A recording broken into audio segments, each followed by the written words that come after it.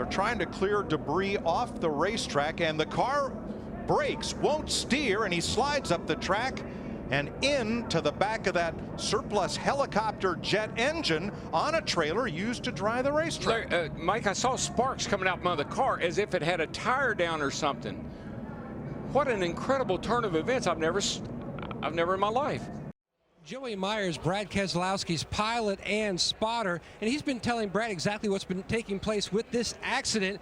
So for the first time probably in Daytona 500 history, Brad, who has his iPhone inside his race car, a lot of drivers during testing had special compartments built.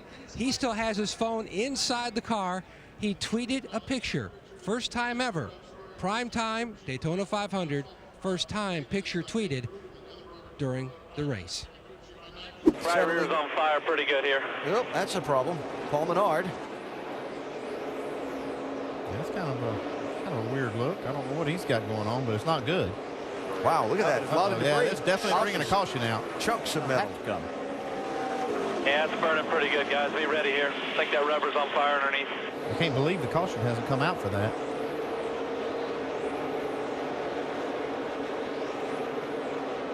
Oh, whoa, baby. whoa. That tire just blew out. Everybody's okay.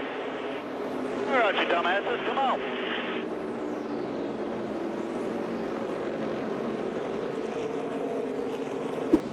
There's that cable you see in the shot. Whoa.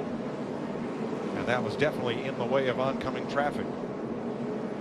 And there is Kyle Busch, some damage to the cars because a cable was on the track. That's why we are now under a red flag right at 126 laps. That's 189 miles. Yeah, and that's serious damage. We're talking about speeds at 200 miles an hour. You need your aero to be intact, to be fast here. That team can probably repair that, Chris, but it's going to set them back. Different. Here is the camera we're talking about, our Fox camera that we bring to big events whenever we can to give you all angles, an overhead view that has certain cables that go in different directions. Our director, Artie Kempner, producer Barry Landis, try and move that around to make sure we get the best action. So a part of that cable, from what we have confirmed here now, did snap and came down onto the track.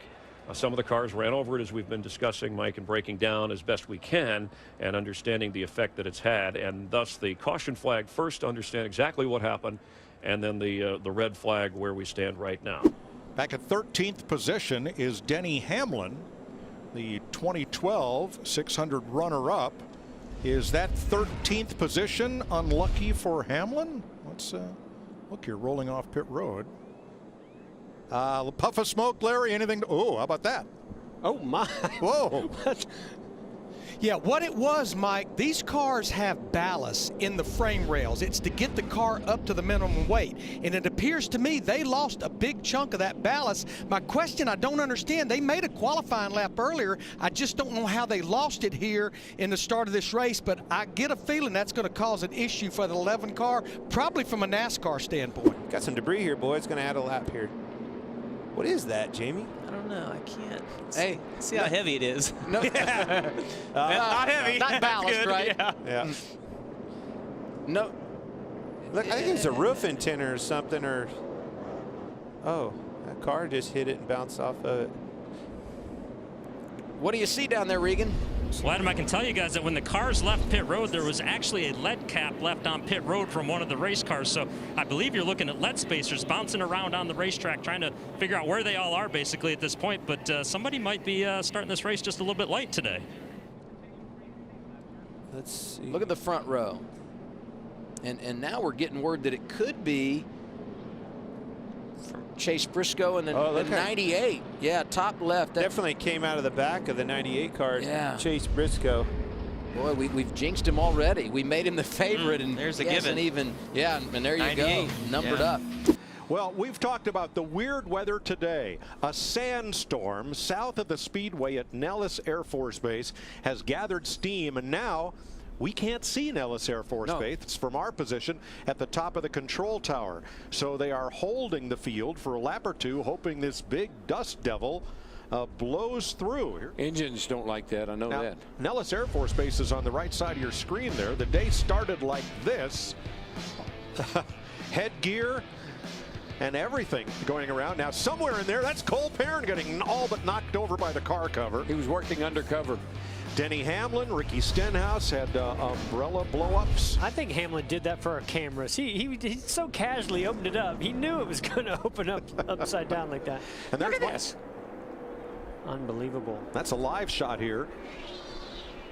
Looks like hurricane season in South Florida.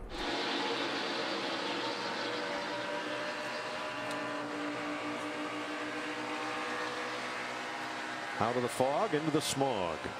Wow. Look at that. We can hardly see the cars. You could hear Jimmy Johnson got up through the gears. He got a little bit behind from Matt Kenseth, but boy, he held it wide open all the way through turns 1 and 2. Was able to complete that pass on the outside of Kyle Busch. Yeah, I don't think that 48 car was very happy back in traffic. He loved it when he was out front, and that's where he's trying to get to now. 3 wide mid-pack. Kane, Newman, Keselowski all fighting for position. Look at the debris, the sand. I've never seen these kinds of conditions in one day. And race leader Chris Buescher leading his first laps, and take a look at this. The caution has come out. Fog has rolled in so badly in turns 1 and 2 that people can't see that straightaway. So the caution has come out. Chris Buescher is in front. The possibility of Chris Buescher winning this race is definitely very real right now, Dave. But you cannot see at all turns 2 and that backstretch. Yeah, look at this shot, though. Right. As you know, the drivers can't see far enough down the straight either. You can't even see the tunnel turn right there. So, although it's better for the drivers than it is for the spotters being able to see the back straightaway, you can see right here how your vision is hampered. You can't even see the scoreboard in turn 2, where you normally get a really good view of it. Wow, we got somebody on fire up here, Montoya. Wow.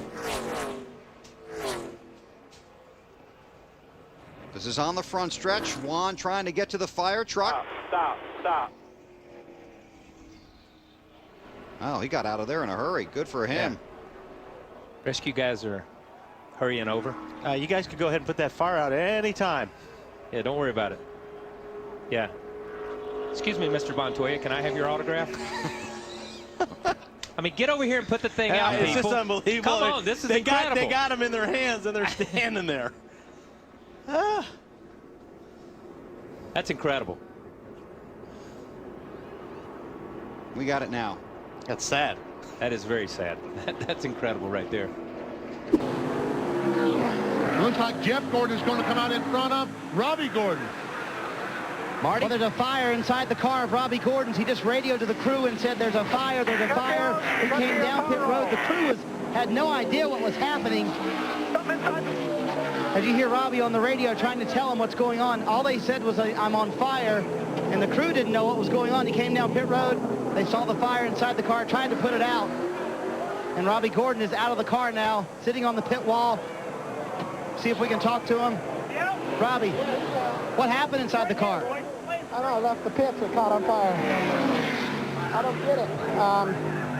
Left pit lane, just caught on fire. Any indication, is there any problems before that? No, none at all. Big disappointment. Big disappointment. As he said, a big disappointment. And that's an understatement. This team had high hopes. They really thought they had this race won, but obviously sitting in the pits, don't know what happened, but the car caught on fire inside of the Lowe's Chevrolet. Oh, you see Mark on the outside, front row. Left front down so far that the tire hit the fender there, Mark. Oh, that wasn't it, buddy. It was mechanically bound. It was locked. It wasn't a fender. What in the world? I have no idea.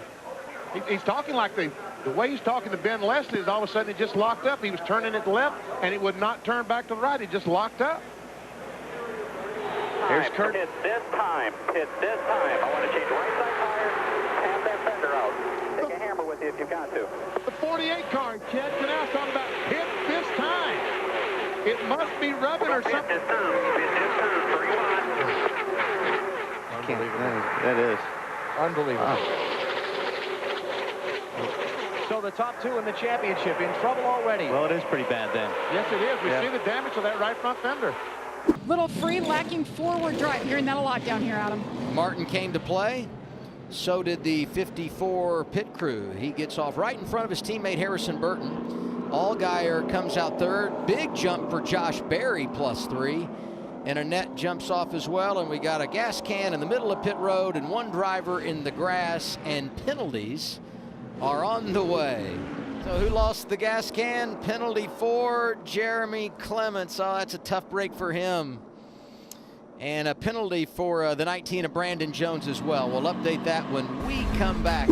And the second place finish last year got him $100,000 in the dash for cash. And oh my goodness, Josh Berry saved it off the corner and then hammered the grass and destroyed the splitter. Unreal.